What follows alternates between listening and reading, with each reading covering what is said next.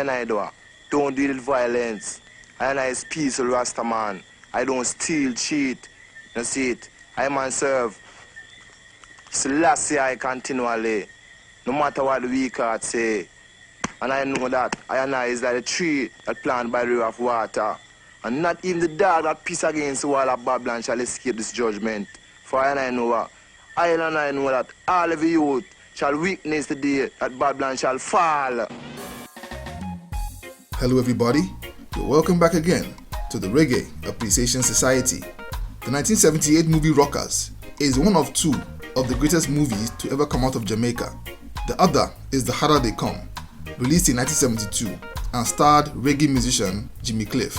But where The Harder They Come had just one popular artist in the spotlight, the Rockers boasted of an all-star cast of the most popular reggae musicians and producers at the time. And where The Harder They Come was made to be a serious, dark, semi-gangster flick, Rockers was a light-hearted, musically based comedy and adventure film with a satisfying payoff at the end.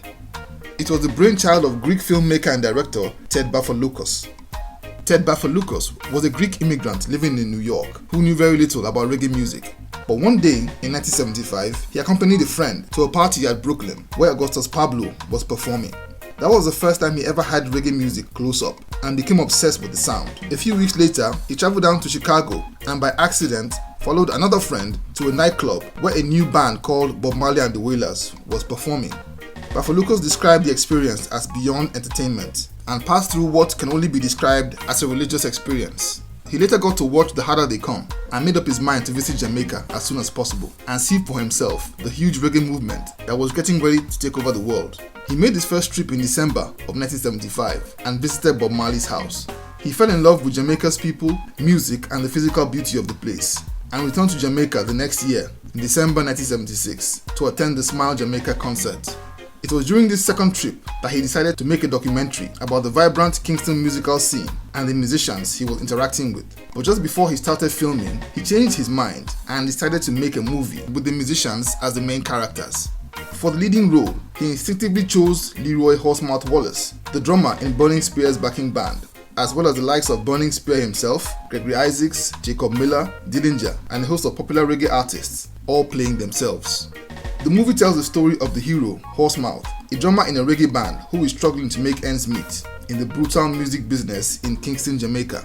Under pressure to feed his family, he tries to supplement his income by distributing records from the factories to earn a meager 25 cents a disc. To achieve this, he is forced to take all the money he has to buy a motorcycle from Gregory Isaacs' character to carry the records to the various sound systems and record stores around the island. It starts off as a tough job, but he actually begins to make a little headway until one night at a party, his beloved motorcycle is stolen, and after a while he discovers that it has been taken by some gangsters from a syndicate that has been terrorizing Kingston.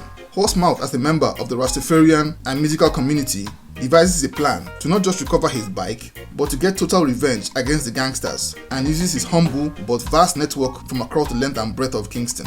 It was a very entertaining and satisfying film, which had surprisingly good performances from the cast, most of whom had no prior acting experience. More spectacular was the fact that there was no real script, just a storyline and the artists improvising scene by scene. But the most awesome thing about the movie is the fantastic music that I personally believe is one of the greatest movie soundtracks in the history of films. The atmosphere, tone, and mood of each scene in The Rockers is accompanied beautifully by absolute classics like Stepping Razor by Peter Tosh, Rockers by Bunny Wailer, Slave Master by Gregory Isaacs, Tenement Yard by Jacob Miller, Jano Dead by Burning Spear, and Police and Thieves by Junior Mervyn.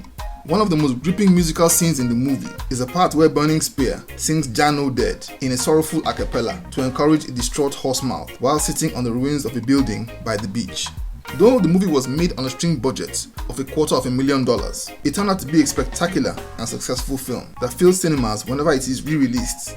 It not only mesmerizes as a kaleidoscope of the late 1970s reggae scene in Jamaica, but projected Rastafarian culture in a powerful and respectful light to an international audience that had never seen it prior to the movie's release. The movie almost caused a riot at the 1979 Cannes Film Festival when crowds clamoring for tickets to see the already sold out screenings refused to leave. It's my favorite Jamaican movie of all time and one I never get tired of watching. A light-hearted, honest story about the everyday lives of reggae musicians weaved into a Robin Hood type adventure that makes for 99 minutes of pure fun.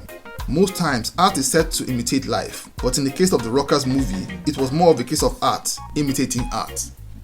So there you have it. Thank you for watching the video today. Please leave a like, subscribe, and we'd love to hear from you. So please leave a comment in the comment section. And until next time, Jah bless.